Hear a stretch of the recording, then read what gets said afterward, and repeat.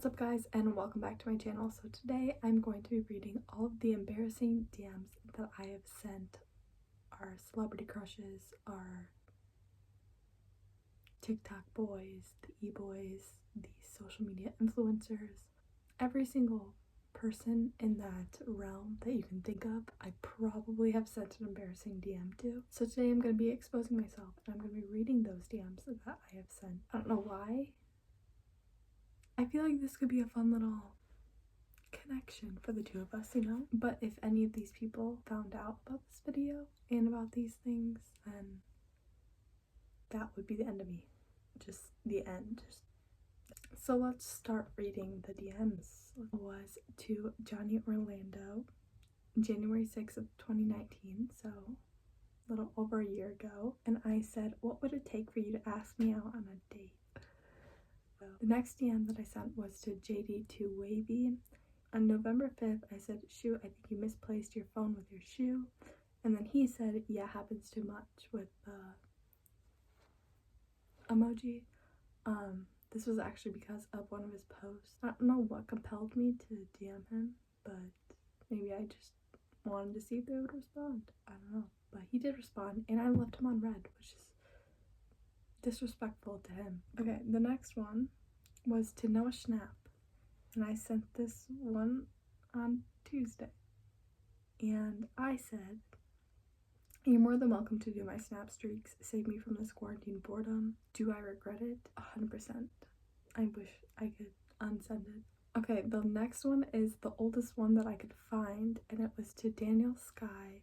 And I said, on January 4th of 2016. So, well, 4 years ago, honestly almost 5 years ago, I said, thank you so much, that meant so much to me. I love you, with a bunch of emojis that I just would never do now. But what happened was he liked one of my posts. I don't really remember, but he liked one of my Instagram posts, and I was a huge fan of him at the time, and my 8th grade self was very excited about that. And then on January 26th of the same month, I said, you are such an inspiration to our school. That literally doesn't make any sense because he was looking like this at the time. So like, how could this be an inspiration to a middle school? Next one was to Ashton Sky, and on November 2nd at 12:23 a.m. I said, I love puppies. I thought the puppy guys should know that. And then November 13th, so almost like 10 days later, over a week later, he responds and he says, oh, me too. Once again, I left him on red, which is weird. The next one was to Elijah, and obviously you guys probably know who he is, but he was very famous for his Christmas countdown TikToks. And so I DM'd him at the time of his countdown. We actually had a conversation together, and he was super nice. It was insane. So I'm not going to read all the messages because I just feel like that's wrong, you know? So I'm just going to do the part where I mess up because, of course, that was a part of it. So anyway, we were talking about, I don't know, and then I sent a picture of me wearing a Christmas hat, which I should have just not. I said, it's okay. My hat put my in the Christmas spirit, so there's a typo.